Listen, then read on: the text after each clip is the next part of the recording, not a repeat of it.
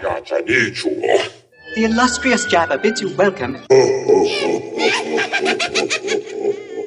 I'm going to regret this.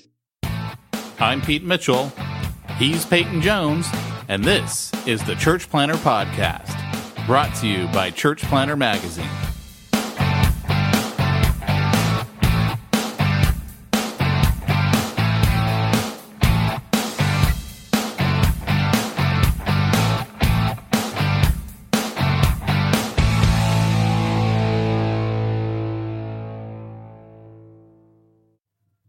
Hey guys, have you heard of Logos Bible Software? Well, if you haven't, you need to check it out. If you haven't, you've been living under a rock because they're the biggest software company for biblical tools on the market, and for good reason. They've got everything that you need at your fingertips. We're talking maps, concordances, word studies, original languages. I mean, everything you need is Charles Spurgeon Library, Charles Simeon Library, Joseph H. Parker. Oh, wait, that's Larry H. Parker's brother, isn't it? No, Joseph Parker. I mean, we're talking like huge library systems on there, like the complete massive works that themselves could run up to 1K. And it's all there. You can buy expansion packages like a video game. LogosBibleSoftware.com. Head on over there. Tell them Pete and Peyton sent you. Actually, just tell them Peyton sent you. I don't want to take any credit for this. Yeah. You know, I'm used to taking blame as a church planter, not credit. So I'm good with that. Well, you know.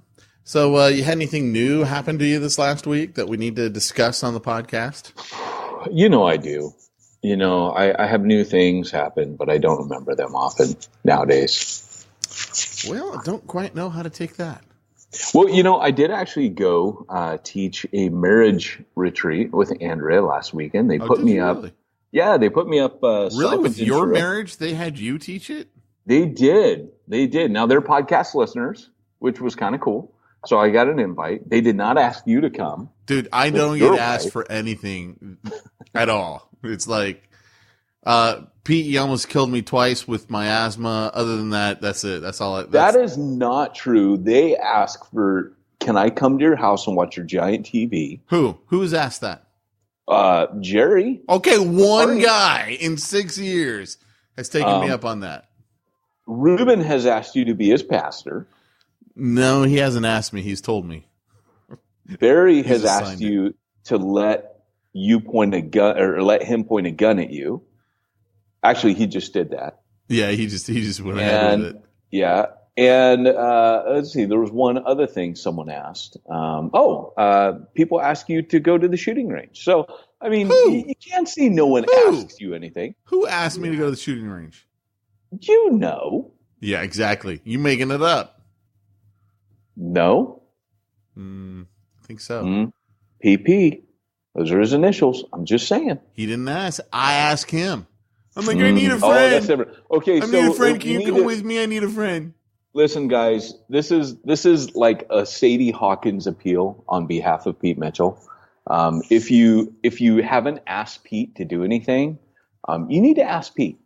You know what I think is funny? He needs to Sadie Hawkins for anything, not for a dance. He won't dance. You know, I missed the opportunity on our last podcast to tell you how much I loved you, just because it was Valentine's Day.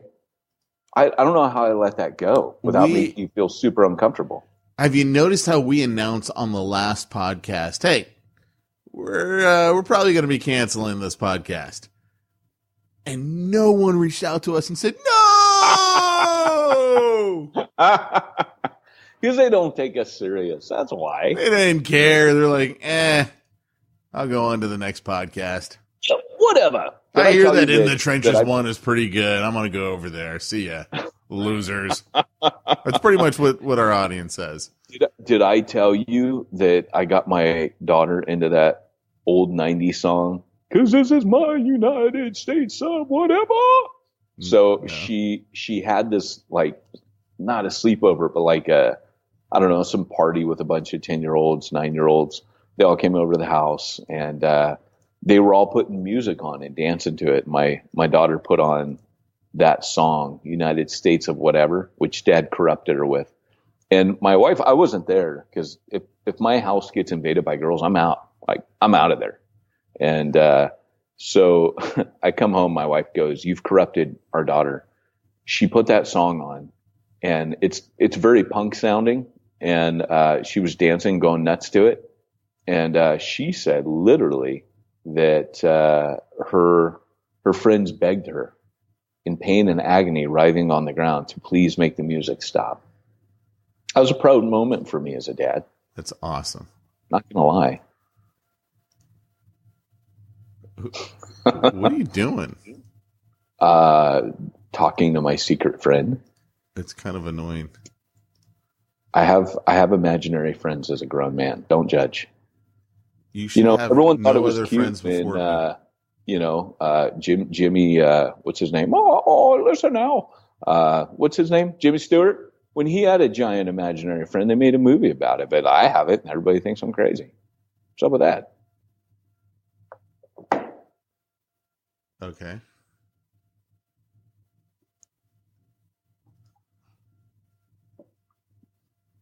What happened to you this week, Pete? Nothing. Not a thing. No, you went to Solvang. Oh, yeah, I did. Yeah. What happens in Solvang stays in Solvang. No, so I was really, really sick, and I still have a touch of it. Friday and Saturday, I basically just spent both days in bed. And that's tough for me because Saturday I had a gun training, and I couldn't even go to it. That's how sick I was. What? I know. That's really sick, Pete. That's when you know, okay, it's legit. When Pete's not going to his I think it was handgun training is what that one was. Whoa, dude. And so we were supposed to drive up to San Francisco on starting on Saturday. We were going to break it up. And so I was too sick to go. Sunday, still too sick. Monday, we decided, well, we got these rooms reserved in Solvang. Let's just go ahead and go up a day early to Solvang and just, have a little mini vacation. Kids are miserable. And I think the reason why we have so many is because misery loves company. And so every parent tries to get their non-parental friends to have kids so that way they can join the misery. That's all I'm saying. Wow. Yeah. Well, they had good Danishes, though, right? I guess. What do you mean, you guess? I mean, I'm not really a Danish kind of a guy. Well, who is? But I mean, they're Danishes. Apparently Nobody expects anything. Apparently, big the of Dens Danish. are. Well, I mean, I've never been to Denmark, but I mean, you don't hear a lot about them. It's not like they have a bunch of Sheep and Danishes. national product. I mean, That's the only two things they got. Sheep and what Danishes. do you do? Well, that's it. Like, what do you do when you're in this tiny country and you don't have a lot that you make or are able to make that's unique? It's not like you're France and you can make wine. It's not like you're German. You can make brats. You're Denmark. And you're like, hey, you know what? Like, let's make a pastry and put jam in it. We'll name it after a country. It'll be called a Danish. And that'll put us on the map. Like, that's all you got, man. Like, that's okay, I guess. You don't got windmills. You got wooden shoes. You trying to don't got figure the out your Swedish sweatshirt. chef. What is your sweatshirt, man? Dude, you're grumpy, man. Is my sweatshirt getting on your nerves? No, I'm like, is this a communist thing? You got some red patch with a horse and a star up in the corner I think you're thinking the Nation of Islam with this star on it. and you're wearing a camo, and it looks like lunatic. it's it actually looks quite soft from where I'm at. It's actually quite snuggly. Yeah, I mean, Say. it kind of looks like that. Yeah, I got a Deftone sweatshirt on. So you're seeing the White Pony album logo on my sweatshirt. Okay, totally looks like a communist thing. I'm just saying, you look like a commie. It's funny. Well, it is a red patch, and it is a camo. I guess I do look like Fidel Castro's long-lost white nephew, but... You should be like, hey, look, I'm the Special Forces for Cuba. Because right now, that's what you look like. I'm Special Forces for new metal and hardcore, man. I guess. I come in the name of Chi. Yeah. Yeah, so I mean, Solvang wasn't, it was, I don't know. We were like, so happy to be home yesterday. Like as soon as we got up. You're sick. That's why you're so. See, you got latent grumpiness. You're sick. A sick Pete's a grumpy Pete for sure. Absolutely. I'm getting it now. Absolutely. What's up with your sweatshirt? What's up with that scar on your nose, man? I thought you just went commie on me. That's all. I just like the word commie. I'm just gonna start calling you commie. Everybody's a commie. Well, I mean, you know, you are. But that's if you start hanging out with those gun club people. You start being like, who's the guy on The Big Lebowski? The big dude, like Roseanne's Tom Arnold. Remember his character? I don't know what his name was. Tom Arnold. What's that guy's name again? I know who you're talking about. Dan You got to Aykroyd. watch No. it. Dan, yeah, Is that his Dan. name? Yeah. Oh my gosh, dude. Yeah, you got to watch. Doesn't he get shot? Yes. Okay. He's all locked and loaded. His guns. He's going to bring his guns to everything. But after a while, man, you go to the gun range all the time. Everybody's a commie, right? Doesn't that kind of happen? Doesn't paranoia start creeping in the more you start shooting guns? Well, some paranoia is totally justified. Like, I'll give you a great example. You brought this up. I did, didn't I? Did you see the twinkle in my eye? Did you see the twinkle in my eye? It's my fault every time. All of a sudden, I'm like, well, if we're going to go down this path. It's like all of a sudden you come to life. See, I had to resuscitate you. That's the only way I need to do it. It was like, do I give him out the mouth or do I not? If I give him out the mouth, I have to kiss him, but it'll bring him back to life. That was like my dilemma just then. But there we go. You're back. So California passed this law that you have to register your home-built firearms. And every gun person has said since 1960, it was either 63 or 68 when they first required that guns be serialized. Everyone has said, well, look, registration leads to confiscation. That's registration just leads to confiscation. And I'm not kidding you, man. The videos are flooding the internet. We are watching cops come and confiscate the guns that you just registered. Whoa. In California. And wow. It's like, dude, registration leads to confiscation. Are you serious? Yes.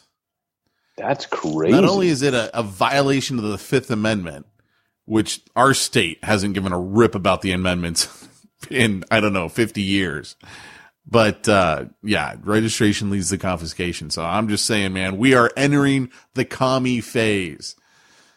It's a weird time in America. We do seem to have kind of like a communism light right now. I mean, it's interesting because anytime, so to get political for a second, by the way, guys, if you tune in, yes, we will get to the church planning talk. But this is Smack Talk. We do this every week, and we just talk about life and make fun of each other, pop culture, things in the news. And the thing that to me is staggering is that most of the things that you're hearing, like I watch YouTube, and I'll watch a lot of the stuff. I don't watch the news, but I'll watch stuff on YouTube.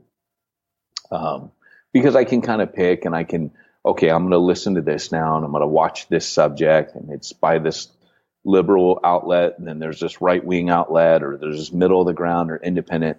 I like being able to choose because I know the slant, but also I don't want to watch a whole news program. So it's quick in and out, whatever. But one of the things right now this is what I don't think people realize about socialist agendas, because it's very popular with young people. Whenever you go socialism, what you're saying is, I am handing the control of whatever I want to socialize to the government, right? I'm handing more of my freedom and more of my control away. They go hand in hand. Socialism is not part of it. It eliminates your choice, really. And so what's happening right now is with the huge push right now from certain quarters in our political system to socialize, and they're saying in 20 years, not in the next 10 years, but probably in the next 20 years, this will be a very present reality for America. Because as this generation grows older, gets a little more responsibility perhaps, they will either grow out of it or not. And in that case, we will have more of a nanny state. And the thing is, we just saw what happened when we hand the government our health care. I warned about this. I was saying way back then, hey, I just came from a country where the healthcare is socialized. And Scandinavian nations, they're starting to privatize it because it's a mess. Britain did it out of necessity. It's not working well. It doesn't work well. But the scariest thing for an American is that once you socialize any sector, you give up complete control to the government. And our healthcare is not, after everything that's gone down, it's not, our healthcare is worse, far worse than it was. And that's as a healthcare insider, as an RN, understanding the system from the inside out. It's not a better system. We never dealt with the corruption caused by the insurance companies. Instead, the government just said, hey, there's a piece of the pie. We'll take that. Well, see, and I think you're making an assumption that's not warranted. You're saying the corruption in the insurance companies. I'd say the corruption in the medical practices. Like my daughter had to go to urgent care on Sunday. I'm not making that assumption. The corruption in the medical. Let me is explain legit. it. Let me explain why you're wrong on that. Here's the reason why you're wrong. My wife had to take our daughter to the urgent care on Sunday. And that's because we don't have insurance, because it just got out of control. And I just said, I'm not paying that anymore. We're now part of one of these group medical things where it's like, the Christians and we all band together. I don't really know what it is. I just know it literally cost me less than half of what insurance cost me. Right. But it also means I got to pay the first $500 of any problem that we have, which is, whatever, not a big deal. Yeah. So, wife goes into urgent care with the daughter. And the doctor goes, well, we could do a chest x-ray, but since you're self-pay, that's $300. There's no freaking way a chest x-ray costs $300. It's because they know they got insurance companies to pay for it. So let's go ahead and bump up all of our prices because we got someone else to pay for it. It's not the end user who's paying for it. And that's the problem with all of this stuff. Whenever you start passing the buck from the individual, you lose competitiveness in the marketplace. They don't have to be competitive. I mean, There's literally a schedule of fees that are considered acceptable. So that means That's what they get to charge. And they're going to charge that. They're going to max that out. And the problem with, there's many problems, as you've pointed out, with government running all that stuff. But one of the biggies that I see, you're basically endorsing slavery again. Because what happens when the government totally socializes Medicare or medicine? Well, then they're going to decide what everyone can make. Correct. And then you got the problem. That will eventually be what happens. Well, but the problem with that is, okay, but it's costing me hundreds of thousands of dollars to get my medical license. Right. Now you've taken away my whole incentive. Yeah. Because I can't make enough money to even pay all of that back, and the whole thing collapses. Right. Yet again. Right.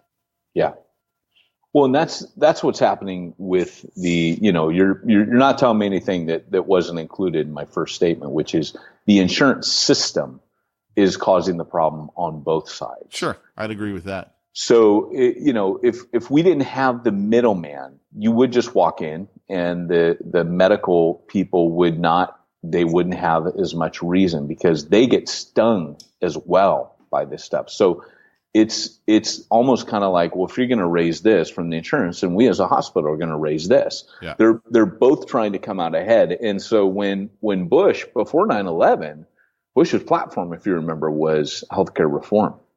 And that was going to be the focus of his presidency. He said, look, we've got to disentangle this. We've got to start making laws to curtail the corruption in this industry, because all the burden now is being placed on the government to pay for this, like Medi-Cal and all that kind of stuff. And if we just went in for where the problem is happening, we would save the government tons of money.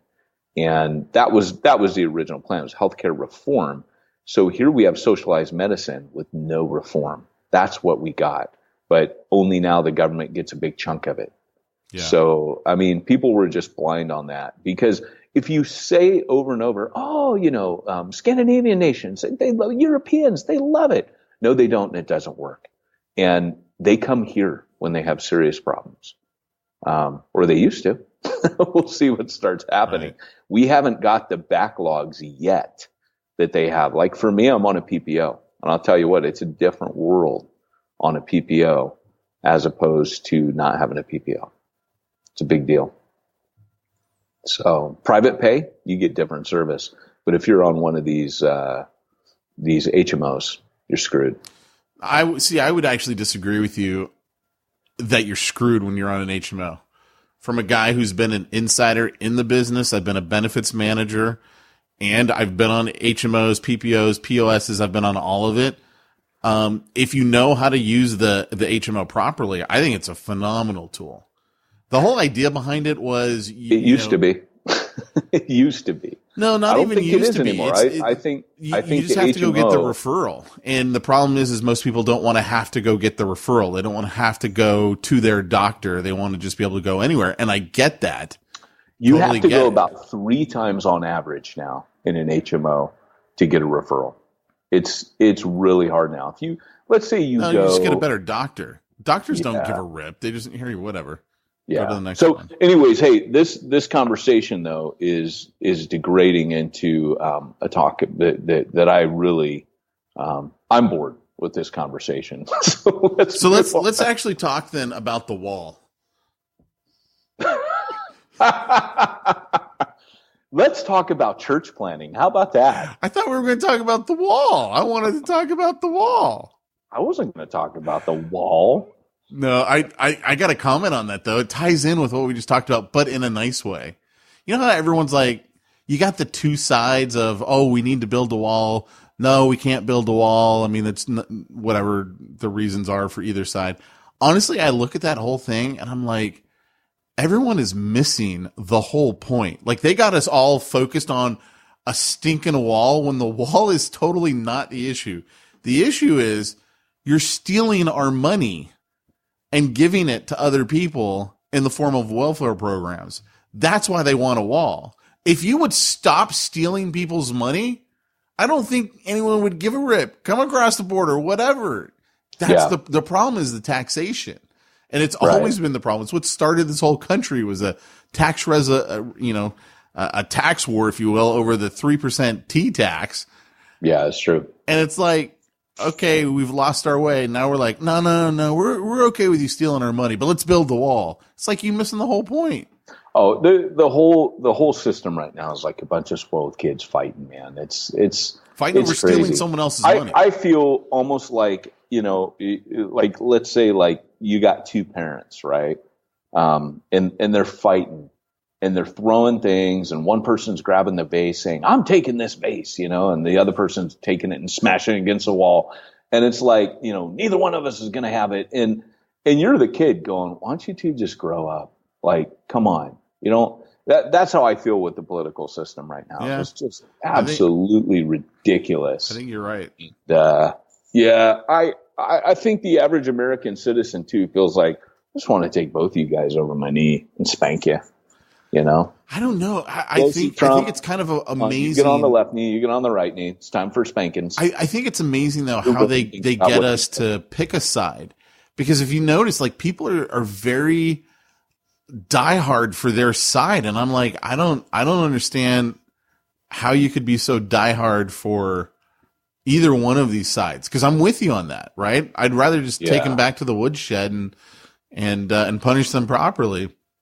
But you know what I'm saying? Like, how do they get us to like be, I gotta be pro Trump or I gotta be so against Trump? How do they get us to buy in? The amount of vitriol over this stuff too, brother. I mean, it's insane right now. It is. Well, 100%. It is. I'd like to start Petey's country. It's my own little country. No taxes, but for our national defense, my only rule is if you're going to be a citizen of Petey land, you have to have a firearm. So it's the Second Amendment just forced. Everyone has to have a firearm because you got to defend us. You are the militia.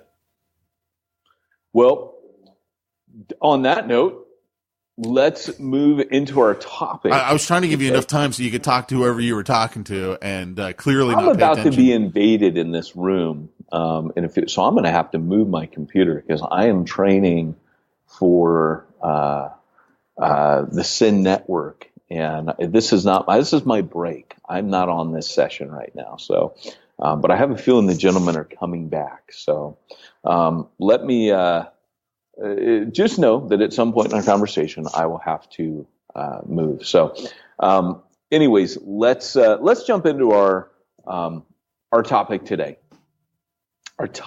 Should you cue up the good doctor? Scott, it's time for this week's topic. Let's get down to the nitty-gritty. Yes, it is, my good doctor and Nacho. Appreciate that. Our topic today is assessments. Should you go through a church planting assessment? Wait, I thought you were going to talk about that homeboy. Oh, no, not as a topic. That was smack talk. Well, you didn't even get to it in smack talk. Hey, we talked about your stuff. You said there was enough in there to there's some lessons we need to learn. I thought that was topic. You want to do that as a topic? We'll save assessments for next week. I just had a smack talk little tidbit nugget. I want to talk about assessments because he's a smack talk conversation. If you say so. I didn't even think he was worthy of a smack talk. But hey, once we started talking about the Danishes and the Danes, it was all downhill. You knew it was going nowhere. Right. So guys, here's the deal. Going through assessment, should you go through assessment? Is it helpful or not? And so here's the thing, I never went through an assessment. Now, I would say if you can, do. I'll just say that right out the gate so you don't misunderstand and think I'm saying don't go for assessment. I remember being overseas, not knowing I was going to be a church planner, and Acts 29 back, years ago, they were kind of the bomb on assessment. Southern Baptist had boot camp, but everybody was talking about Acts 29. You'd go there for, a day or two, and they would kind of do these round robin interviews with you, and you would get guys to meet with you, and they would either say yay or nay. And at that time in the church planning world, people had strengths. No one was hitting all three. I would say Sin Network today is hitting all three. They're killing it on really 4 areas. They're killing it in assessment. And now I say this, I don't work for them anymore as an employee, right? But they're killing it in assessment. They're killing it in training. And I'm behind the scenes still. I'm still helping revamp the training. So I do have an insider perspective on that. They're killing it on the church planner coaching. And lastly, the 4th element is what's known as planner care. They're killing it on that as well. So they'll send you gift cards and all that cool kind of talked about that before. But really, nobody's hitting all 4 of these different subjects. So it's something that, back when I was planning, there wasn't really the church planning world that we have today where all that stuff was just there. I mean, planners today might take for granted that, I still can't believe what's available for church planners. Because back then, this is how it looked. You were a youth pastor or an assistant pastor, and you went to your pastor and told him, I want to plant a church. And 90% of the times he said, well, have your, clean out your desk by the end of the day. If you're not going to get on board with my vision, then you're in my way. Get out of here. Right. That was 90% of the war stories from the battlefields of church planting. Probably about 10% or less, the guy would say, well, let's come up with a plan, or let's explore that together. Or I'm really happy for you, or you can start a satellite campus or maybe plan out for us. But there are only a few places you could go. So Mac Lake started the Launch Network, which had a really cool assessment. It wasn't quite as robust as it is now. I would say it's the Rolls Royce. You go and you have a preaching assessor. You have a panel that assesses you on your calling, your character. There's a pastoral expert. There's a church planning expert, and you meet, and then there's a marriage and family therapist team that meets with you, and you just, for a couple of days, you get wined and dined and talk through that. And at the end, they give you a score. This panel meets together and they score you. and you get a final score on your readiness to plant a church, which is pretty rock and roll. They make you do like a Shark Tank to pitch your vision, and they pick it apart. It's pretty cool. But at the end of the day, the question is, for some of you guys out there, some of the best church planners I know were not assessed, and many of the church planners I know, that failed, they were assessed. So the question is, assessment, is it worth it? Why or why not? And so that's kind of what I want to talk about today. Should you go through assessment? Yeah or nay? Oh, well, I love this topic because I'm sure you and I are going to have a difference of opinion on it. Say on, brother. It's against who I am as a person for assessments. Yeah? Yeah, very much so. I don't believe that they've invented a test yet that can judge the true heart of a man or a woman. And to me, all of this stuff is all heart. Now, I'm not going to say you can't benefit from learning about, yourself on any level, personality wise, your marriage, all that stuff. I believe all that stuff is great, but to have someone assess me and tell me if I can go out and do something, it goes against who I am as a person. Yeah. Interesting. Do you think if you went through any assessment, you could learn something about yourself? Oh, like I said, you can always learn about yourself. Yeah, absolutely.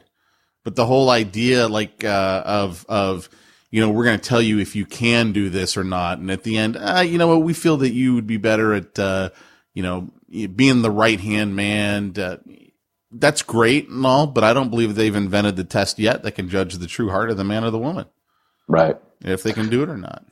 Well, that's a really good point. I have to say that there are times, in fact, I was talking with this group we're training now, and we were talking about assessment. I made the point that there are many people who made it through assessment who shouldn't, right? And I'm not talking about any particular networks assessment or denominations. I've just met guys that have been assessed by their background or brand or denomination, and I think you shouldn't have made it. But again, that's a judgment I'm making. Right? Other people have made a different judgment. So I think you're right in the sense where you won't.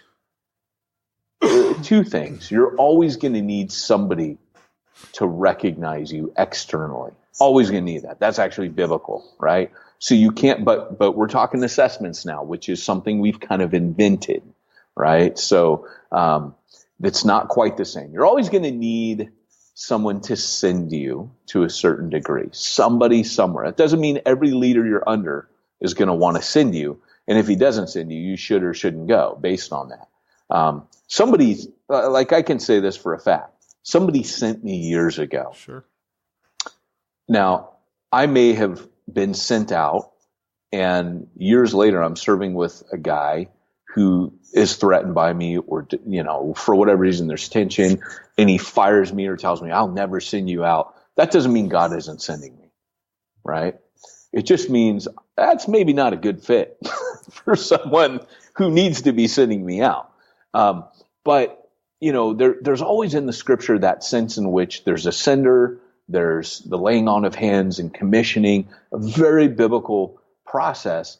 And the assessment, this is kind of the deal. The assessment that happened in the New Testament happened on the field, right? You went with Paul and you got assessed while you were with him. You joined Jesus as one of his 12 and you got assessed as you were doing things. What we've done in many ways is we've taken assessment, put it in a vacuum, made it its own thing before somebody actually does anything, or even before they've been trained. Does that make sense? Yeah. Uh-huh. So then, sometimes I've seen people, like I said, who should not have passed assessments but did, or who didn't pass assessments and should have. I've known people who didn't pass assessments and should have. Correct. Who had histories of being church planters, and yet they still couldn't pass the assessment, which goes back to my point of, I don't believe they've invented a test yet that can judge the true heart of a man or a woman. Well, and this is a thing. There's definitely no infallible one. I think it's a good safety check personally. And I think it's really good. There's a couple, let's talk about the strengths before we talk about the weaknesses. The strengths for me are what we already brought up. A, you can learn something about yourself. B, the inclusion of your spouse. There's nowhere that I think that spouses get as much clarity as in a well-built, well-placed assessment where they're coming and the questions being posed to them. It's like going to a counselor. There's issues, but unless you have someone who's trained to bring up the right questions, you often don't discuss those things. But someone who's trained, who knows what questions to ask and why, and knows the strategic purpose for those questions, and maybe even has a strategic plan for that couple to work on things, that's what should come out of assessment. And I would say the SID Network does a pretty good job of that because that's the only one I know from the inside out. So those are a couple things that are real strengths of assessments. I do think they can also be a gate for someone who's maybe thinks they're more ready than they are to just hear the truth. Like, unfortunately, this is one of the things that happens. You know, you have a leader who's going to send a dude and he doesn't prep that dude enough, or maybe he's not good at confrontation. So he doesn't feel like he can tell the guy the truth. So he takes him to assessment and makes the assessment tell him. And that can be okay. You know, it's not great, you know, but sometimes I'd rather have a guy who shouldn't be planting be told and be spared a lot of pain, hardship, and suffering and agony on the other side than someone, you know, kind of like you and I watch Shark Tank. You know how like Mr. Wonderful is always like, you think you're being nice to him, but you're actually being mean to him right now. Right. You're not helping him. Right. Put him out of his misery. Put Old Yeller down, you know.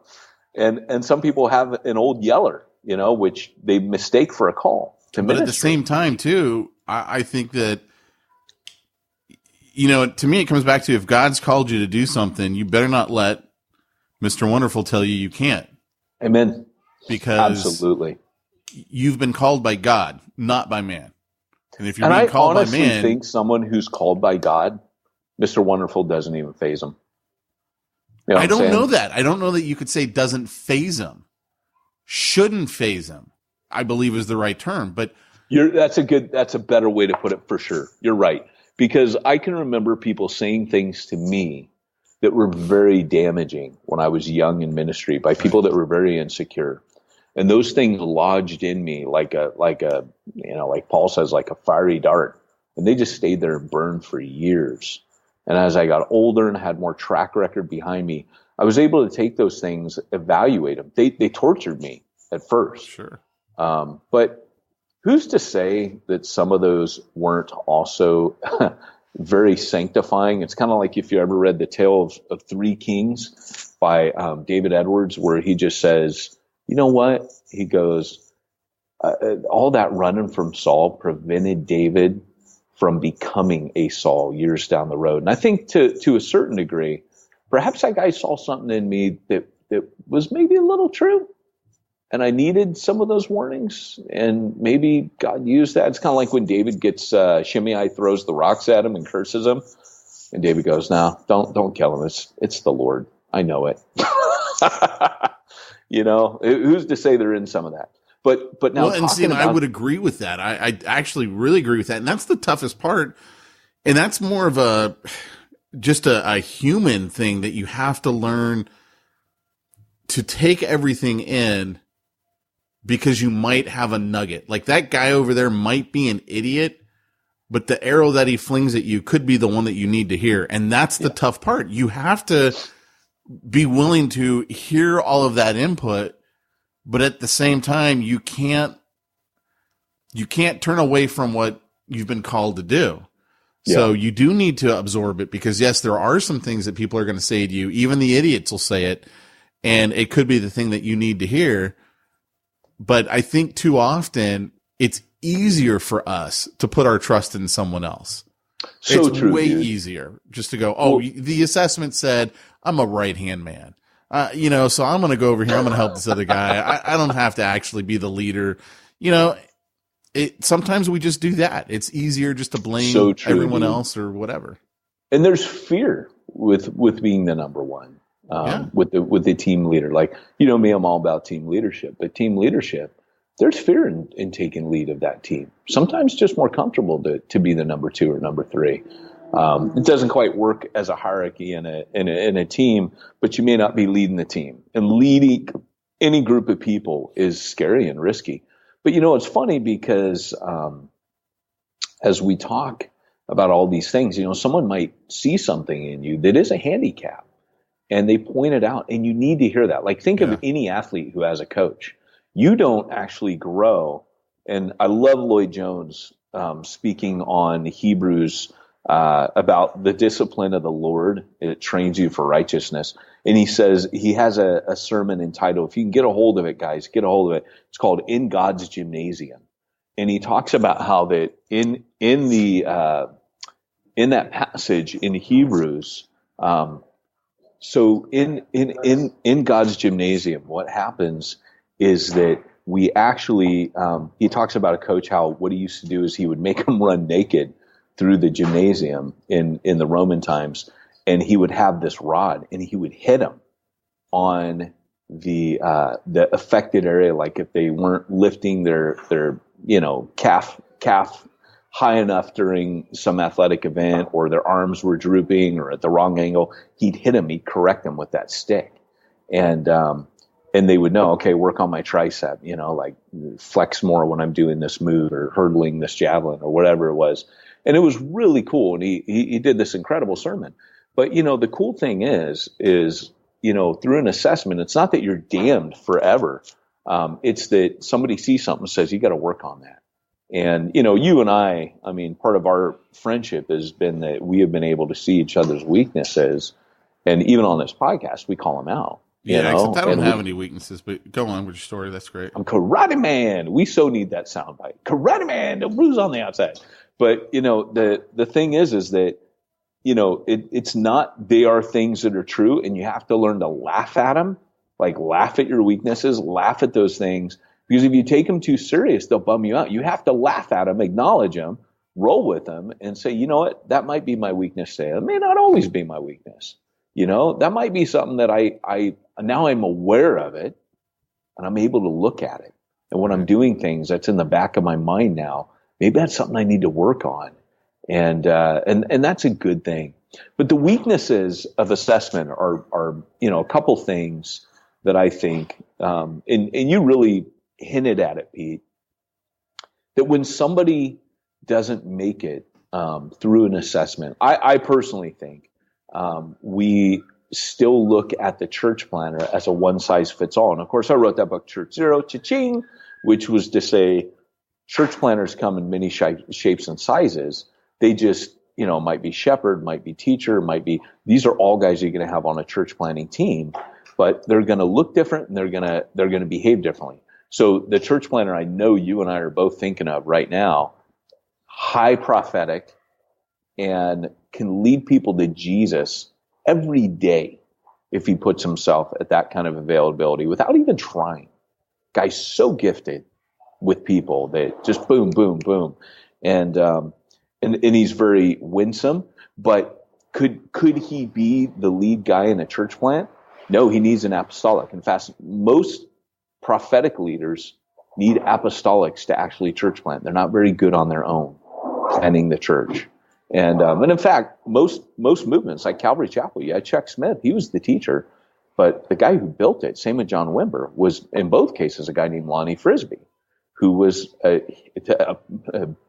major high apostolic calling, and built two movements, actually built three movements out of his apostolic gifting. So, when you're looking at this, what I often see the weakness of assessments is we're only thinking of the pastor-only model when we're assessing. So we're looking for a guy who's a teacher, he's apostolic, he's evangelistic, he's a shepherd, and we wrap it into one, and assessments are built on that. Rather than looking, and this is something funny enough in the Send Network that they're talking about right now, is maybe having this APEST branch. And those are just conversations that are starting because our training is starting to take on that flavor. And so, it's one of those things. And the other weakness is telling people to wait and come back in a defined period of time. Whereas what I think is better is say, hey, go serve with that guy for a year and then come back through. See what you've learned in a year. The last weakness that I see is often we assess people on things we haven't trained them in yet. And that's just, you gotta train people. The fourth thing is what I said at the beginning, and I know I said last, but it just makes me think of it that the last thing that we have is what we said, that do it on mission. Assessment should happen on mission. So like right now, I got an intern who comes to Refuge Long Beach. I meet with him once a week. He comes to Carlsbad for a day, and we debrief everything he's been doing. And I kind of give him that feedback, but he's in Long Beach and he's in ministry. He's meeting with people all throughout the week. He's on mission with them nonstop. And that's what he does. Yeah. So any final thoughts on that? Mamma mia, that's a spicy meatball. Because I know you love it. I do. Well, hey, we are currently revamping the New Breed Network site. If you've never been there, it's newbreednetwork.org. And our assessment, just so you know, when we assess you, we only assess you on your calling and character, first off, which makes it a lot easier. And we help you work through that. Then secondly, we assess you on missional engagement as you're on mission. So that's, again, that real-time strategy. Like, it's not like I've just thought about these things and haven't done anything about it. And then our last, your dog looks cool, by the way, in the background with their ears up like that. But She's the a last pit bull. yeah, she's ready to eat somebody. But then the last thing is, we assess you for your ability to plant out. Are you ready for that? And to me, those three assessments, I've literally taken those from the pages of Acts, where you can see a type of assessment happening at each level on those. And that's what we do. Cool. So if you guys want to check that out, I'd say wait a little bit till our new website's up. But if you go through now, it'll be fine. But we got a streamlined process coming in place soon for assessment. So check that out. I dig it, man. Hey, if you guys are Exponential, by the way, before I let you go, I will be hosting the Micro Bivo track with a few other guests, guys you've probably heard of, like Ralph Moore. That is his primary track. Also going to be there with Brad Briscoe. And I'll be hosting the first session between Francis Chan and Ralph Moore. It's going to be an epic discussion between those two guys. Can't wait to hear what they're going to say. But if you want to come see me at Exponential, that's going to be March in Orlando. I'm sure if you don't know about it by now, you're probably not going. But if you're there, look me up. Check out the Micro Bivo track on Wednesday and Thursday and come say hello.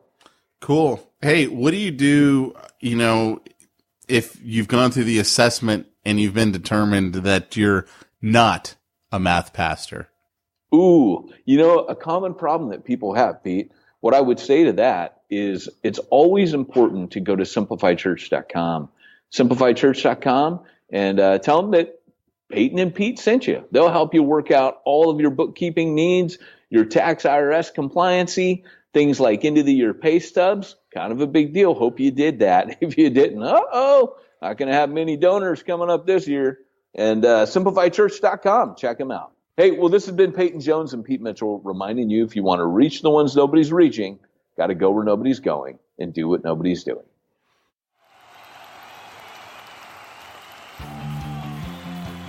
Thanks for joining us for another weekly episode of the Church Planter Podcast with Pete Mitchell and Peyton Jones. We'd love to hear your comments on this episode of the Church Planter Podcast. Visit us online and let us know what you thought at churchplanterpodcast.com. If you subscribe to us via iTunes and have enjoyed the podcast, leave us a positive review. The more positive reviews we receive in iTunes, the more iTunes will promote us to other church planners who would benefit from this show. This podcast is brought to you by the Church Planter Magazine, which is available in the iTunes newsstand or online via churchplantermagazine.com.